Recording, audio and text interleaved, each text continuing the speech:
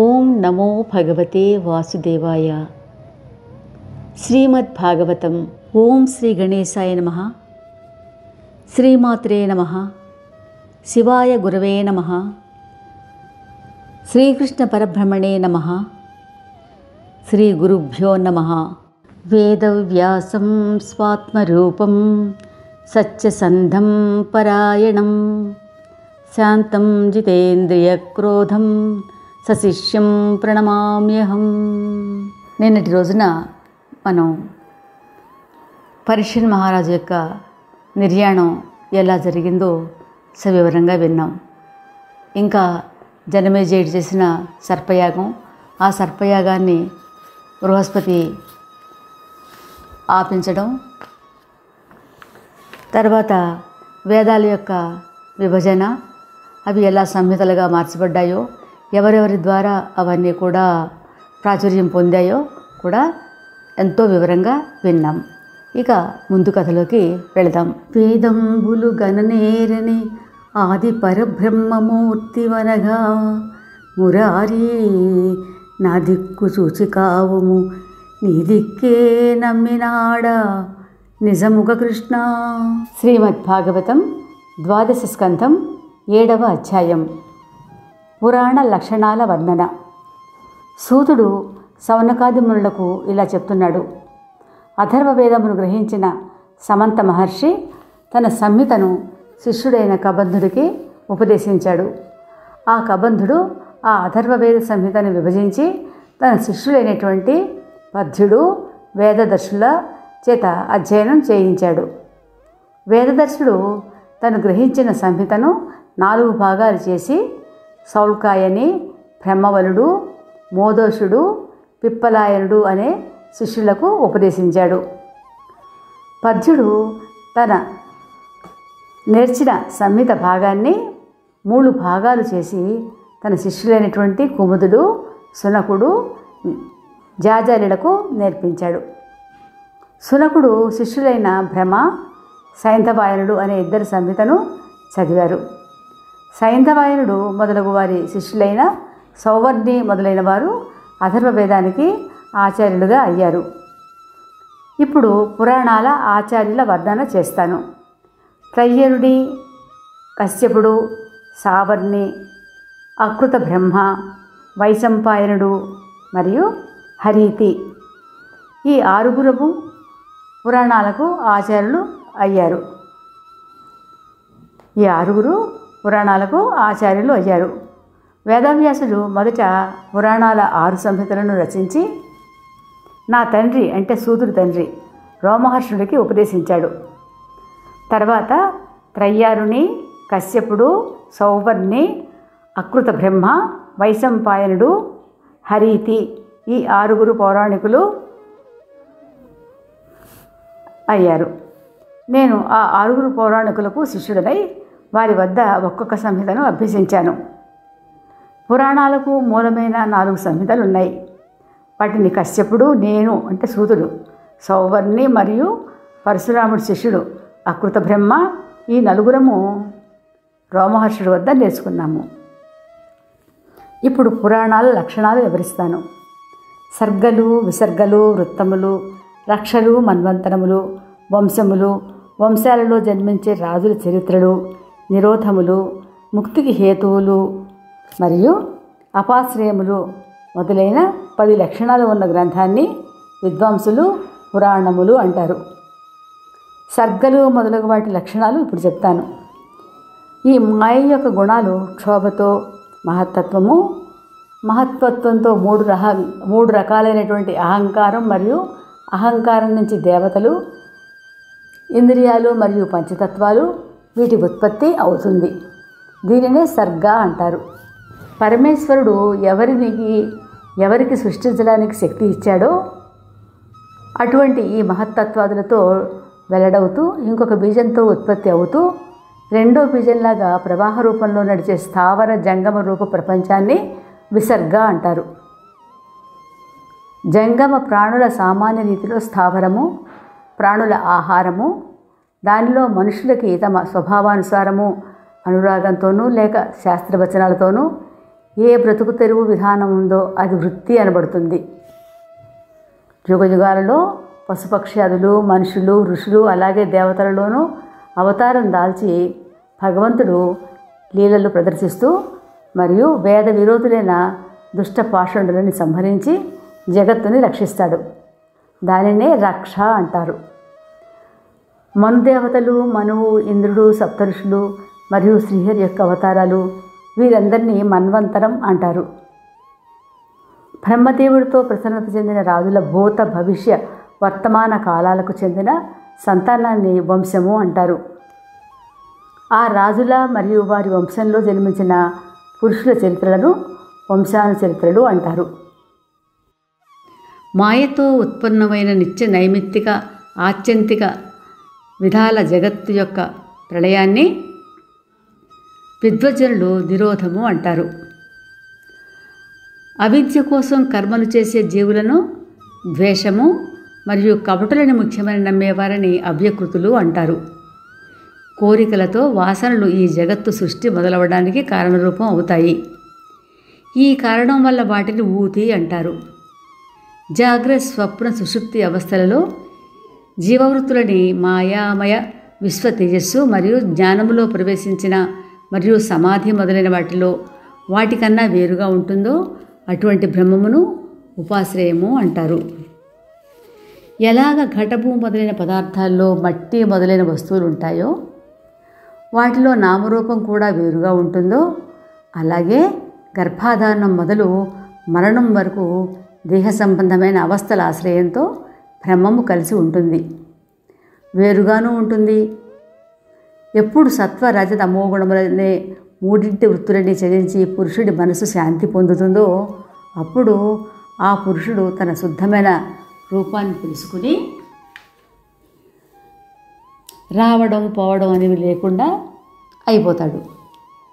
పైన చెప్పిన లక్షణాలతో చిన్న పెద్ద పురాణాలు గుర్తించబడతాయి. ఇవి సంఖ్యాపరంగా 18 ఉన్నాయి. అవి బ్రహ్మపురాణము, పద్మపురాణము, విష్ణు పురాణము, శివపురాణము, లింగ పురాణము, గరుడ పురాణము, నారద పురాణము, భాగవత పురాణము, అగ్ని పురాణము, స్కంద పురాణము, భవిష్య పురాణము, బ్రహ్మ వైవర్త పురాణము, మార్కండేయ పురాణము, వామన పురాణము, వరాహ పురాణము, మత్స్య పురాణము, కూర్మ పురాణము, బ్రహ్మాండ పురాణము. ఇవి మహాపురాణాలు అని చెప్పబడతాయి. ఇది శ్రీమద్ భాగవతంలో 12వ స్కంధంలో 7వ అధ్యాయం. తర్వాత ఇదే ద్వాదశ స్కంధంలో 8వ అధ్యాయం అయినటువంటి నారాయణ స్తవం కూడా చదువుకుందాం. శ్రీమద్ భాగవతం ద్వాదశ స్కంధం 8వ అధ్యాయం నారాయణ స్తవము.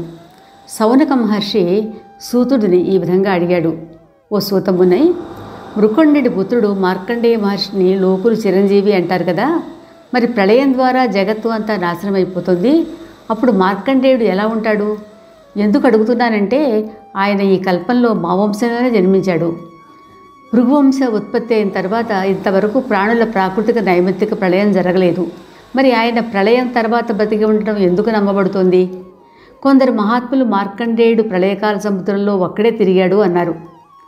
అక్కడ వటవృక్షాకులు యొక్క దొన్నెలో ఒక అద్భుత బాలుడు పడుకుని ఉండడం చూశాము అని కూడా చెప్పారు. మరి ప్రళయకాలంలో ఆ వటవృక్షము ఎలా మిగిలి ఉంది? సౌనకుడి ప్రశ్నలు విని ఆయన సందేహాలు తెలుసుకుని సూతుడు ఆయనకి మరియు అక్కడ ఉన్న మిగతా మునులకి ఈ విధంగా చెప్పాడు. ఓ మహాపురుషులారా, మార్కండేయుడు జన్మించిన తర్వాత అన్ని సంస్కారాలు ఒక క్రమంలో అయ్యాక తండ్రి ద్వారా యజ్ఞోపవీత సంస్కారం కూడా చేయించుకున్నాడు. అప్పుడు బ్రహ్మచర్య వ్రతం ధరించి వేదాలని అధ్యయనం చేశాడు. ఆ తరువాత తపము, స్వాధ్యాయనము చేయసాగాడు.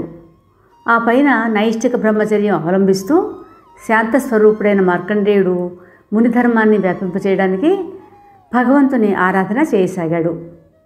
సాయంకాలము, ప్రాతకాలము భిక్ష తీసుకువచ్చి గురువుకు సమర్పించేవాడు. ఎప్పుడు గురువు ఆజ్ఞాపిస్తే అప్పుడు మౌనంగా రోజుకు ఒకే మారు భోజనం చేసేవాడు. ఈ విధంగా మార్కండేయుడు తపస్సు మరియు విద్యాధ్యయన పరాయణుడై 10 కోట్ల సంవత్సరాలు భగవంతుని ఆరాధించి అతి కష్టతరమైన మృత్యువుని జయించాడు. ఈ సంగతి తెలుసుకుని బ్రహ్మ, భృగువు, శివుడు, దక్షుడు మొదలైన సర్వదేవతలు, పితరులు, ప్రాణిమాతృలు ఎంతో ఆశ్చర్యం చెందారు. భగవంతుడిలోనే మనసును లగ్నం చేసి మహాయోగి అయిన మార్కండేయుడికి 6 మన్వంతరాల కాలం గడిచిపోయింది. అంటే 1704 చతుర్థ యుగాలు. ఈ 7వ మన్వంతరంలో మార్కండేయుడి తపస్సు చూసి పురంధరుడు అనే 7వ ఇంద్రుడు, ఒక్కొక్క మన్వంతరంలో ఒక్కొక్క ఇంద్రుడు స్వర్గాన్ని వెళ్తాడు. శంఖతో ఆయన తపస్సుకి విఘ్నం కల్పించడం మొదలుపెట్టాడు. ఆ మార్కండేయుడి తపస్సుని భగ్నం చేయడం కోసం గంధర్వులు, అప్సరసలు, కామదేవుడు, వసంతుడు, ఋతువులు, మలయాచల వాయువులను ఆయన పైన ప్రయోగించాడు. వీరందరూ కలిసి హిమాలయ పర్వతం పైన ఉన్న మార్కండేయ మహర్షి ఆశ్రమానికి వెళ్ళారు. ఆ ఆశ్రమంలో ఎంతో అందమైన వృక్షాలు, లతలు శోభిస్తున్నాయి. రకరకాల పక్షులు మనోహరమైన సబడులు చేస్తున్నాయి. చిగురుటాకుల రుచులు చూసి మత్తెక్కిన కోయిలలు కిలకిలారావాలు చేస్తున్నాయి. ఆ మార్కండేయుడి పరమధామమైన ఆశ్రమంలో శీతల జలపాతాలు ప్రవహిస్తున్నప్పుడు వచ్చే నీటి తుంపరలు సుగంధభరితములైన పువ్వులను స్పర్శిస్తూ సుగంధాన్ని అంతటా వెదజల్లుతూ ఉండగా కామదేవుడిని రేకెత్తించే వాయువు హాయిగా వేచసాగింది. ప్రదోషకాలం అవడంతో చంద్రుడు ఉదయించాడు. చిగురుస్తున్న మరియు పువ్వుల గుత్తులున్న చెట్లతో ఆ చెట్లని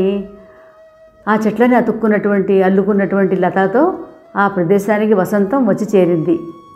గంధర్వులు, అప్సరసల సమూహాలతో మన్మధుడు ధనుర్బాణాలతో కనిపించాడు.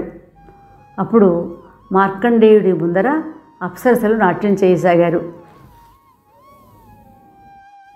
మన్మథుడు శోషణము, దీపనము, సమ్మోహనము, తాపనము, ఉన్మాదము అనే తన 5 ముఖాలు గల బాణాలతో ధనుస్సులో సంధించాడు.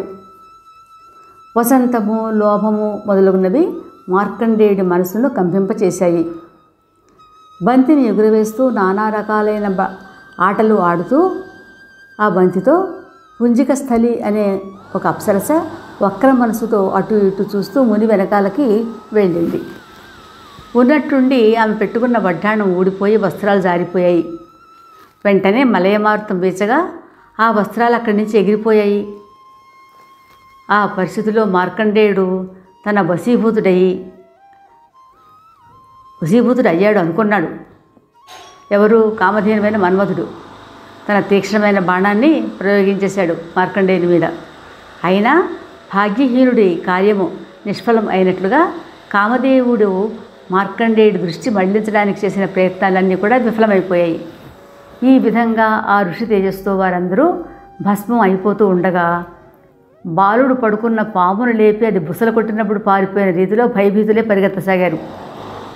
గణాలతో సహా కామదేవుడిని నిస్తేజుడిగా చూసి మరి ఆ బ్రహ్మర్షి ప్రభావం తెలుసుకుని ఇంద్రుడు పరమాశ్చర్యం చెందాడు. ఈ విధంగా తపము, అధ్యయనము మరియు సంయమనముతో మనసుని వశీభూతం చేసుకున్న మార్కండేయ మహర్షిని అనుగ్రహించడానికి నరనారాయణులు ఆయన ముందర ప్రత్యక్షం అయ్యారు. భగవంతుడి అవతారాలని నరనారాయణ ఋషులు దర్శనం చేసుకొని మార్కండేయుడు ఎంతో ఆదరంగా లేచి నిల్చుని వారికి సాష్టాంగ దండ ప్రణామం చేశాడు.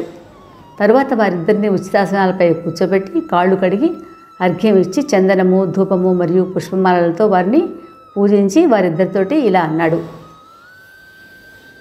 ఓ ప్రభువులారా, ఎప్పటిలాగే మీరు ఈ విశ్వాన్ని రక్షించడం కోసం వివిధ రకాలైన రూపాలు ధరించి అవతరించినట్లుగానే ఈ 2 స్వరూపాలని కూడా త్రిలోకాలకి మంచిని చేయడం కోసం మరియు సంసారిక తాపాలని దూరం చేయడం కోసం, అంతేకాకుండా మృత్యువును జయించడానికి ధరించారు.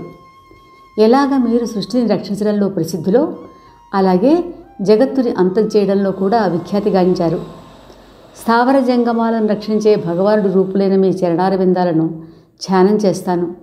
హే ఈశ్వర, ఏ ప్రాణులకు అన్ని వైపుల నుంచి భయం ఉందో ఆ ప్రాణులకి మీ చరణ కమలాలపై ప్రీతి కాకుండా ఇంకా ఏ మంగళకరమైన మరియు నిర్భయమైన స్థానం నేను కానీ ఇంకెవరైనా కానీ ఉందని అనుకోరు. 2 పార్షదుల ఆయుబలంతో ఉన్న బ్రహ్మదేవుడు కూడా భృకుటి రూపమైన కాలంతో ఎంతో భయభీతుడై ఉన్నాడు. అటువంటప్పుడు ఆయన సృష్టించిన మేము భయపడ్డంలో ఆశ్చర్యం ఉంది. ఓ భగవంతుడా, భక్తినే లోకులు ఈశ్వర రూపంగా భావిస్తారు, అంతేకాని రజోగుణాన్ని ఈశ్వర రూపమని ఎవరూ భావించరు. ఈ కారణంగానే చతురులైన పురుషులు మిమ్మల్ని ఈ నారాయణ నామ శుద్ధమూర్తిని మరియు భక్తుల ఈ నరనామ శుద్ధమూర్తిని పూజిస్తారు. మీ గుప్తమైన భేదాన్ని తెలిపే మీ జ్ఞాన వేదాలలో మీ కొరకు బ్రహ్మ మరియు మహేశ్వరుడు మొదలగువారు ప్రయత్నం చేస్తూ కూడా మోహం చెందుతారు.